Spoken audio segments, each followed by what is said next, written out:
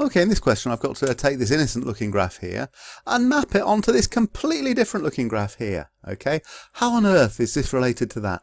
Well, the hint could be a part A of the question. Okay, the hint for you, this is, the topic is R alpha method, and you may well have sussed out by now that looking for a previous question might help you a lot. And lo and behold, in question 4, we got that 2 cos x minus 7 sin x equals this expression here. Okay, now this doesn't precisely match this because we've got a -1 on the end and the x's have become 2 x's, but that's easy to fix.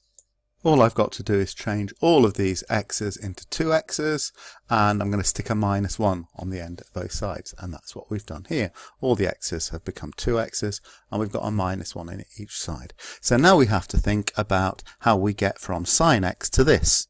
Okay, so we've got 4 things going on. Okay, we have got, well, let's do them in the order on the page. We've got a times root 53 outside, and we have got a times 2 inside, and we have got a plus 164.1 degrees inside, and we have got a -1 outside. That's just churning out what we can see. Now, of course, this will probably be in the wrong order.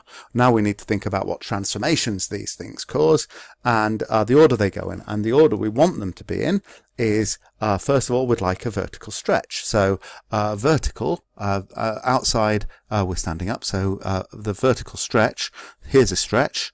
And there's the vertical stretch times 53 outside is going to give us a stretch, okay, in the y direction or parallel to the y-axis. A stretch in the y direction, and we've got to give a stretch factor for a stretch, and the factor is just root 53. No accidents, we're not in the house.